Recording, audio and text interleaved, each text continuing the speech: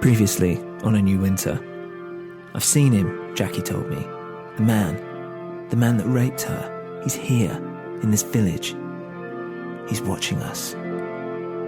This is episode 3 of A New Winter.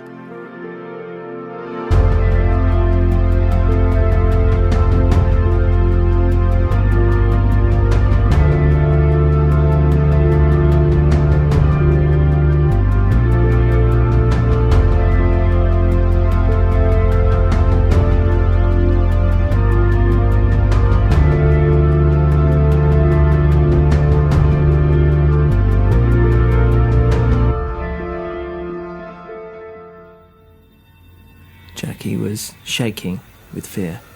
I never told anyone that before. No one, she said. It feels weird to externalise it. It makes it real. I mean, it was real, but you know what I mean. And I did know what she meant. I felt for her. I really did. She was clearly scared for her life. Tell me about the German, I asked. I want to know everything. He's short, she began. About 50, I think. Fat. Like a fat controller, shaved head, big nose. I can't think of how else to describe him, but if I saw him, I'd know. Any noticeable marks or tattoos, anything like that? No, she said. None that I saw. Well, what to do now?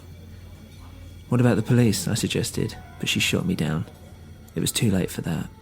There was no proof, and she didn't have any other information. Also, she didn't want her parents to know. But she has to tell someone, surely. What was I supposed to do? The man, apparently, hadn't even approached her. She'd just seen him on the other side of the road or at the end of a bar, things like that. As soon as she sees him, she just feels sick and she has to run away. But how could she be so sure that it's him? She looked at me dead in the eye and said with certainty, "It's him. I know it." Well, there wasn't much else to it. We'd have to track him down, which means Jackie would have to be some kind of bait.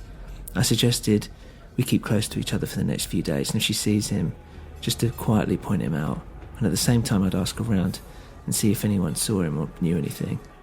We started at the pub together.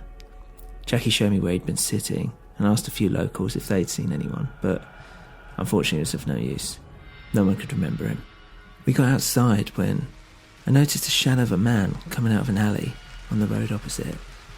I didn't think anything of it until it just stopped, just looking at us.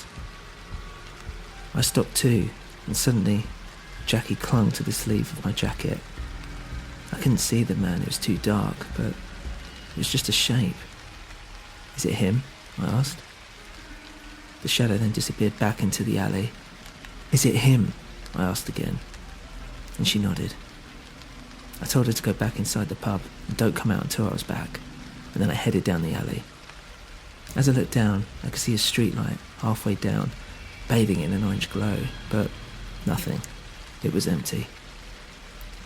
I ran into the light, and then back into the darkness, until I got to the end of the alley, and was at a crossroads. I looked around, and there to my right was a man walking off with his back to me. I wasn't sure if it was him, but I thought I'd follow him anyway. And as I followed him, I took a look around in case I was following the wrong person, but it was deathly quiet. The smell of different dinners floating across the air made my stomach gurgle from all the different houses and happy families that surrounded us. I stepped up my pace a bit, hoping to catch him up, but then his pace quickened. I broke out into a slow jog, and then from out of nowhere he started sprinting off. I quickly began chasing him, but he was faster than he looked. He was still slightly ahead of me. He jumped through some railings and into a park. I followed him, and I thought, I had him now. There's no way he could outrun me in such an open space. I picked up my speed a little bit, and I could hear him puffing and running out of steam. I have him now, I thought. I looked up and saw a small building with the lights on. It was next to a church, St. Paul's. It seemed as if he was heading in that direction. I was close now, ready to jump and take him down at any moment. And then something suddenly surprised me. "Help!" he was shouting. "Help me!" I slowed down slightly and suddenly thought, what was I going to do when I caught him? Help, he kept shouting. And suddenly the front door of the small building burst open and out came a very thin man. What's going on here? He shouted. His voice was stern, I'm guessing from living next to a park. The German approached the man and was gasping for breath. He's chasing me, he said. And what surprised me about his voice was that there was definitely an accent, but it could have been mistaken for anything. It wasn't clearly German. I slowed down to a walk and put my hands in the air, as if I meant no harm. I was now able to take a good look at both the men. The German was exactly how Jackie had described him. His head was shaved, his face was chubby and flushed, and he was definitely in his 50s. To me, then and there, he just looked pathetic.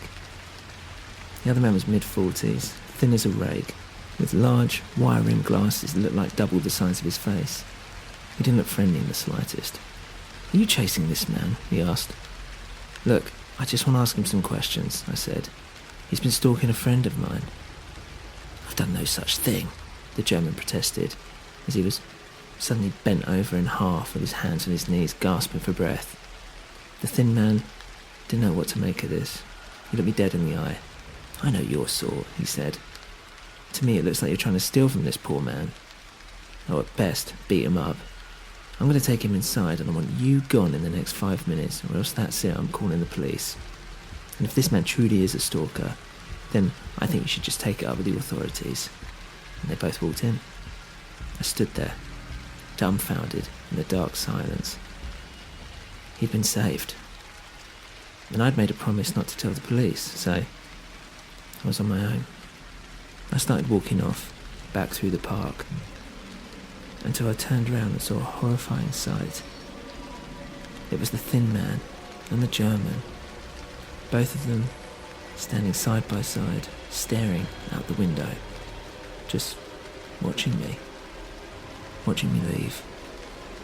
And as I withdrew into the darkness, I couldn't help but feel I was walking away from something darker than the night that surrounded me, something evil.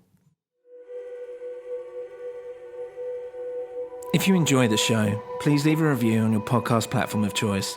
For more info, including how you can support the show, please visit anewwinter.com. Music today was by Kevin MacLeod, Purple Planet Music and We Talk of Dreams.